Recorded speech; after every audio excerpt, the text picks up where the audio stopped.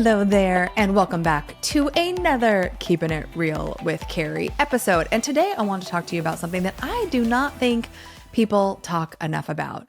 In the world of Insta fame and Insta glam and Insta everything, we kind of forget that every single person who has reached any level of success in their life has had to eat some humble pie, including myself. I have eaten so much humble pie.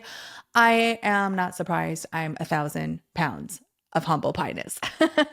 And it's hard, right? It's hard when you hear the constant affirmation and meditations of just believe and you will achieve.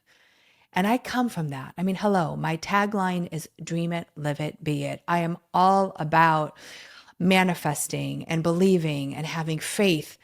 And with that comes failure and trying to, do something that sometimes you don't know how to do, or the path isn't very clear, or you literally fall smack down in humble pie. I remember when I first moved to LA that I was definitely eating my share of humble pie. I moved 7 times in 3 years, just trying to figure out like how I was going to create this next chapter of my life after closing and losing a business. And I will never forget a moment that was so profound. So, one of my dreams was to be a host on E. And I remember getting a job on E for a morning show. It was a morning show that they were creating, and they had all these different kind of hosting segments. And I was one of 5 that were chosen out of like 2,500. So I want you to imagine, I lost a business. I'm starting over. I've left my family. I'm new to LA and I'm starting over. And I get what I think is my dream job. And I am ecstatic. I'm in tears. Like, I can't believe I booked this job. And then literally 3 months later, I'm crying because the show got canceled. And I remember during this time, I had moved to Manhattan Beach, and it was like my dream house. It was a gorgeous new townhouse. I did have a roommate, but it was like I was living the life. I was 2 blocks from the ocean, and I just thought I had made it. And then 3 months later, I'm forced to make the decision of like, how do I stay in the South Bay? How do I make ends meet? What I thought was going to be my dream ended up dissipating much, much quicker than I had intended.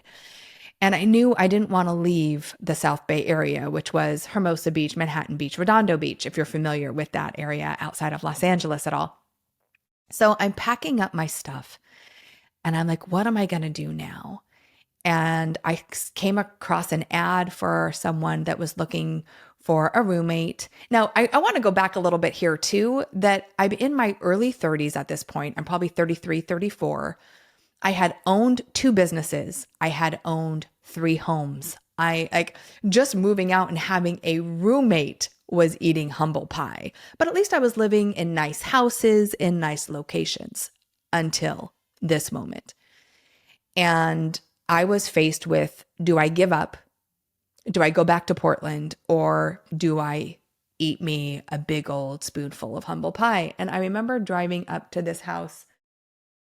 And so in this situation, let me just go back a little bit. I was kind of a personal assistant at this point. Inspired Living was not launched yet, even though it was percolating. I was starting to coach a little bit, but I remember that the room was $500, and that's all I could afford was this little dark room in this townhouse. And I had to walk his dog and take his clothes to the dry cleaner and pick up after him in the house.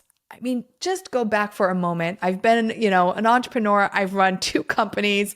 I've owned my own homes. And here I am in this situation where I had a choice, right? Do I give it up? Do I give up? Do I, move to a location I don't want to live in? Or do I do whatever it takes?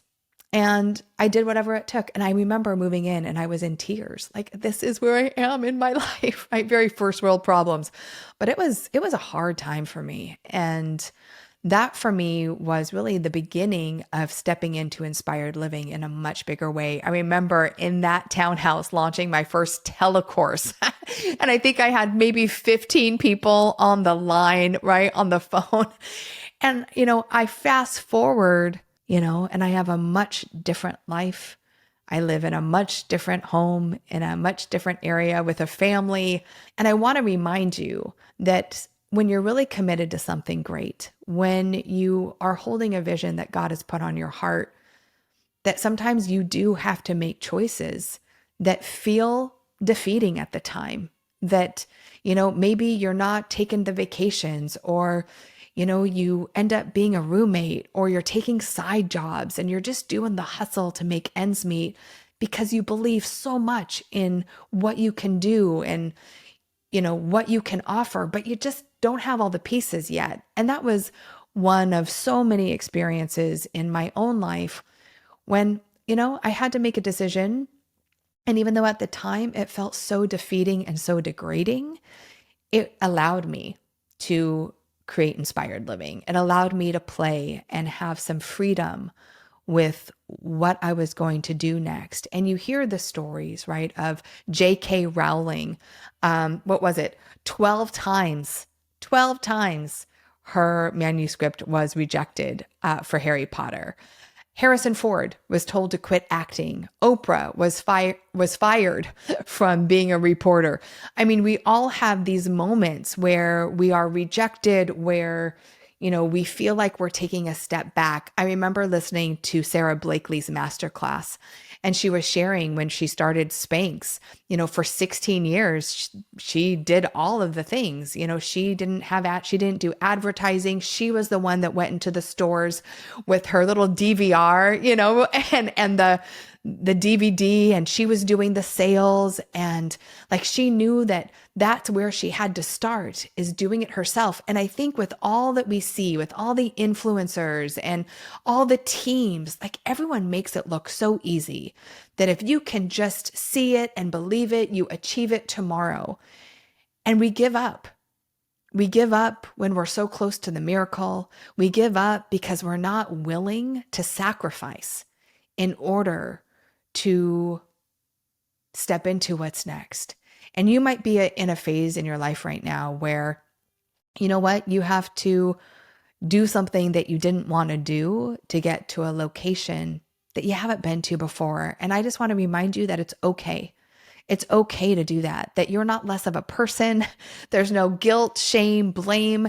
And I wish more people were willing to eat the humble pie, to do whatever it takes, to take a step down, to take a jump up, to realize that your circumstances right now, right? No one's judging them. And if they are, they're not your people anyway. And so, gosh, I remember that time moving in to that house as a roommate, as a personal assistant, cleaning up after his dog and thinking to myself, there has to be a better way.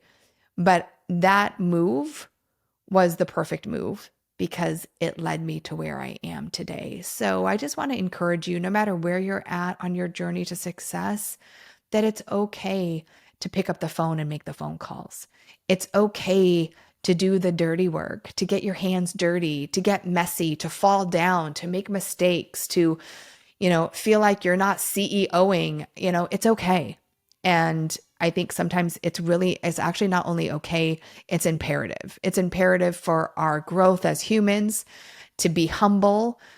And so we can look back and be the guide, right? Help someone else see that the path is not laid out with gold bricks, that for so many of us, the path to success is bumpy and requires us to make sacrifices.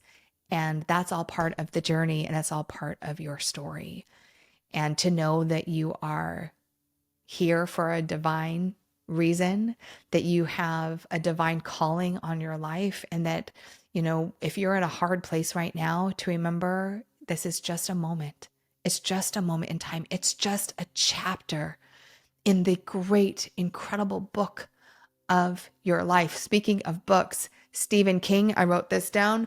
Stephen King, his first book was rejected by 30 publishers. We all get rejected. We all get told no. We all have to sometimes do something that we don't want to do to get to a place that we know we can get to. And I think that is inspired living. I really want to encourage you to do whatever it takes. Go without for a while. Don't buy the shoes. Like, live below your means so you can invest in the one thing that's going to create lifetime legacy and ROI. And that is your business, your destiny, and your calling.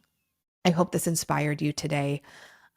Each and every one of us have our stories, and I know we all have the moments in our life where we have fallen face down into humble pie, but it's okay. It's actually, like I said, it's vital for so many of us when we have a big vision for our life. And I would just love to hear from you. If you would share a comment on, where in your life you have eaten some humble pie, share your experience with me, post a comment, share this, because I know someone else needs to hear this today, that not every day is rainbows and lollipops, that yes, we are manifesting our future every single day, but that also comes down to the decisions that we're making every single day. Thank you for being a part of my community. I love you so much. I want you to remember that no matter where you're at in your life, that your vision is your destiny, and to remember to dream it, live it, and be it.